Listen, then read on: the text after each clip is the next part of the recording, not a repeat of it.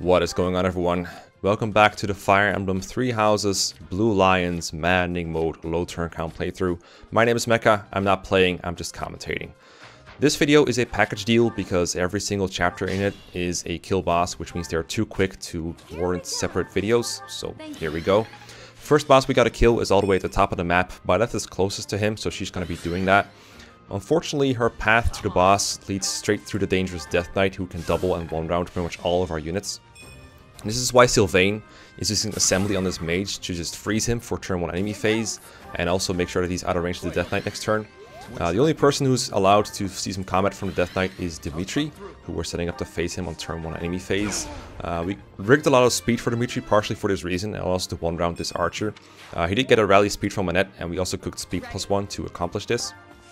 Pretty much everyone else is just doing some self-improvement to get whatever XP they can in this one player phase that we have. Or they're setting up for the turn 2 stride. So we're doing the Death Knight using Dimitri.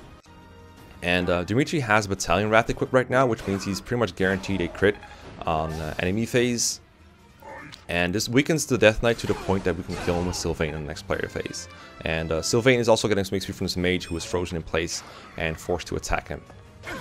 This left side sword dude that we're killing, we're setting up for a kill for Lysithea to make sure that he dies. You might notice that we brought Linhardt as a mission assist instead of Marianne.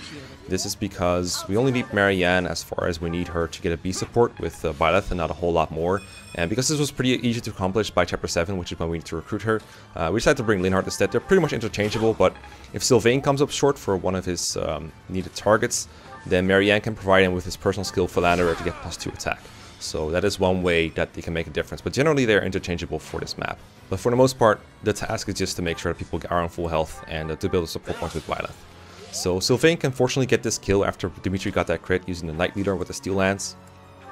And now we have to strike Byleth, but she's not in range of Mercedes' stride anymore, but we can stride Dimitri, even though he's already moved, kind of like we did last chapter. And then all we have to do is use Smite, which we rushed B armor for on Dedue, just for this chapter basically. Credit to Velkoma for that strat. And now Byleth is in range to use an Iron Bow to kill the boss. Barely. But yeah, that's chapter 4, cleared in 2 turns. Let's move on to chapter 5.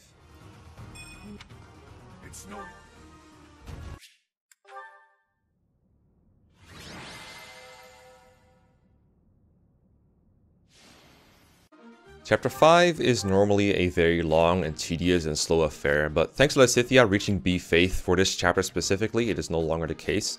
We can just warp someone to the boss and kill him. That is not going to be the end of this chapter. As we all know, it ends when you kill the second round of Mekkah. He transforms into a black beast after the transformation cutscene. But first we have to take care of his general form, which we do using a mace crit. We have to smite Sylvain into the right spot to make sure that Lysithea has enough range. We also have to make sure to get enough magic. We cooked magic +2 in order to get this much warp range, but we could also have used rally magic with Ingrid if we wanted to. Instead, we're using Ingrid as an adjutant to give her some more experience, but that could have been an alternative solution. Everyone else just does kind of self-improvement. It's worth noting that we recruited Catherine for this chapter. In casual playthroughs, she's a huge help, being a pre-promoted swordmaster with enough power to kill just about everything. But she's not a very good long-term investment, and for that reason she's mostly going to be used to increase reliability in setting up kills rather than getting those kills herself. The Thunderbrand that she has is going to be way more useful. We take care of Mekkah's first phase with a crit from his brother with the mace. And from there, everyone's going to get teleported up to the 2nd level. And the starting positions for the initial part weren't important, but they have been calibrated to make for optimal deployment in this part, because the deployment positions correspond with each other. Now, Catherine's going to start off by using Lure to get Mekkah closer to our units and make him easier to kill and break his breakable barriers. It's worth noting that he was like scooted over an enemy just to make it here, and that puts him in range of more units.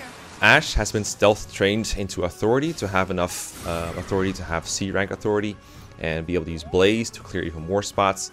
And then we can just use mission assist Linhardt again, this time not to physic but to chip away his last remaining barrier and get us 5 honorable steals.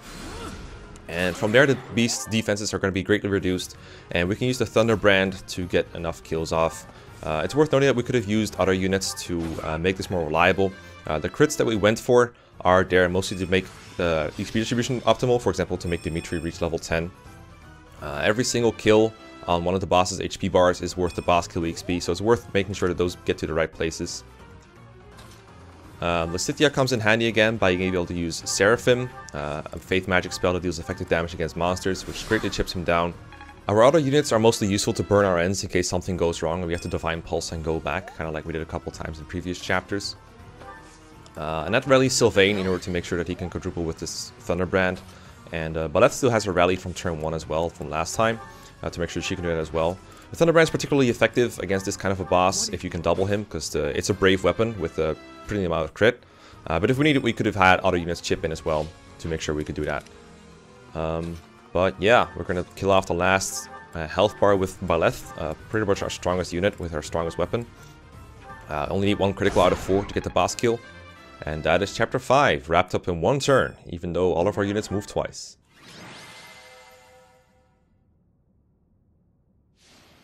Chapter 6 is going to be a lot more straightforward than Chapter 5. All we have to do to win is kill the Death Knight.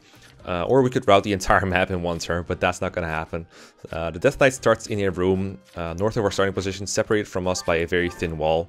So one fun way you could cheese him is if you recruit Shamir by this point, which is very possible through a support with Byleth. Then Shamir can shoot him across the wall with like a killer bow and just kind of murder him that way.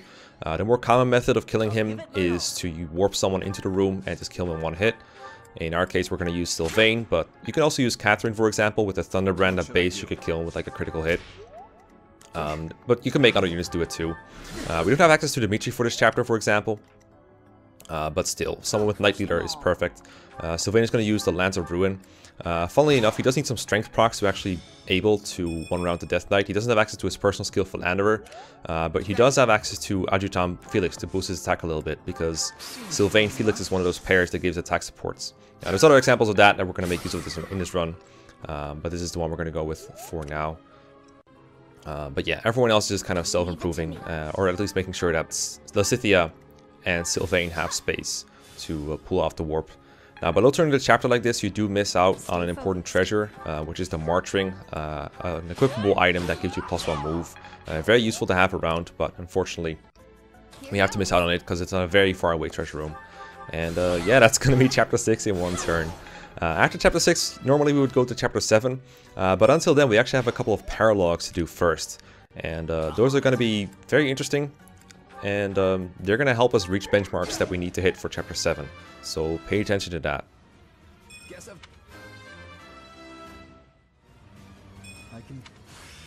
Well.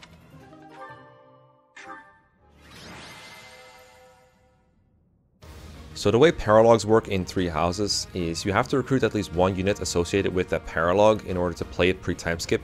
For post-time skip paralogues, you have to recruit both, but right now only 1 will suffice. This is why we recruited Lorenz, because he's the only one who unlocks his paralogue. I want to play that one next. We do want to recruit other units next for chapter 7. For example, we're going to recruit Marianne, Dorothea, and Ignatz for reliability purposes. I already mentioned Lorenz for paralogue access. And then for combat prowess and long-term utility, we want Leonie, Hilda, and Bernadetta. Paralogues are nice because they give us access to more experience, more class experience, more opportunities to train battalions, that kind of stuff. But on the flip side, if you go battle on a day and play paralogues, that means you can't tutor as much because you can't revitalize your motivation, and you also cannot gain professor experience. So it's a bit of a trade-off. Now, the paralogues we're going to play right now are the Dedue paralogue and the Lorenz paralogue, both pretty quick ones, but they help us reach certain benchmarks that are relevant for Chapter 7 strategy. The first paralogue we're doing is the Dedue paralogue. Now, this one has a weird side story where you're supposed to save the enemy Dusker soldiers from the green NPCs that are trying to kill them, and by defeating them, they are supposedly retreating and saved or something. It's pretty weird. We start off by striding our whole squad, of course, and getting ready for the boss kill, because the map does end once again if you just kill the boss, and he's in the lower right corner. We rally with Lysithea's magic, and then we're doing something strange. We're actually smiting Leonie right off a cliff on our Pegasus. This is just to make sure that she's actually in range of the boss. We're barely able to reach him. Leonie is going to pull him out of the forest using Assembly, and then crit him on enemy phase using the killer bow. The most reliable way we have of defeating him. In theory, it's possible to have Catherine do this instead if you reclass her to Pegasus Knight, but our Catherine actually hasn't leveled up yet to level 10. And Leonie needs the XP anyway, because she's going to be a very important unit in this run. She is recruited from Outer House, which makes her auto levels pretty good. She's pretty solid strength, defense, and speed, and so she's able to reach a lot of the benchmarks we need, especially when it comes to authority. We want to get her to 8 authority eventually to use the Blue Lions Dancers.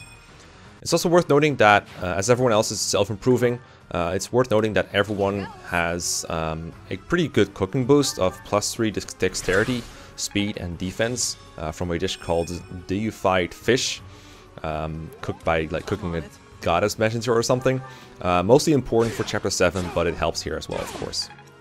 We also prioritize Sylvain getting a kill, and after that it's just going to be the boss attacking first. Forced to attack Leone because of the gambit, has his stats reduced, and that makes it easy to kill him and finish this chapter in 1 turn.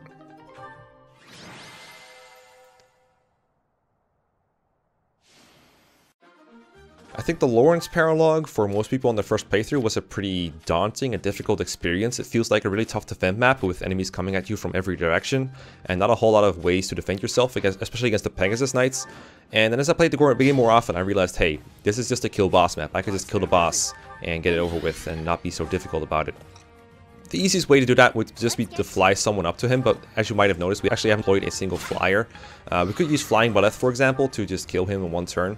But Felix and Sylvain really need this boss kill experience, and we're going to give it to them. But in order to do that, we have to get a foot unit across the river. Now we have access to Stride and Warp, as you know, as our movement options, and of course we're going to Smite as well to get him in range, but that is not going to be enough. We also need the help of a new unit. Ever since chapter 6, we have Flane on our unit, on our army, on our roster, as you would say, and she can use Rescue, which does the opposite that Warp does. It pulls someone towards you from a faraway location.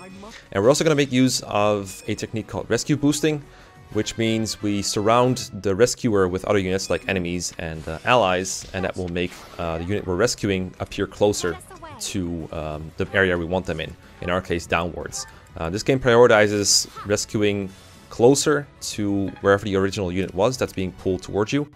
And so by positioning ourselves like this, we get them closer to where we need them to be. And all that's left from here is to just warping across the river, and that's going to be it. Acheron is a very weak boss that we could just 2-shot with the Thunderbrand, so this is not a particularly difficult clear, but it is a 1-turn clear nonetheless. As always, thanks for watching. This chapter was cleared in 1 turn, like many chapters, and I will see you next time for the battle on Gronder Field.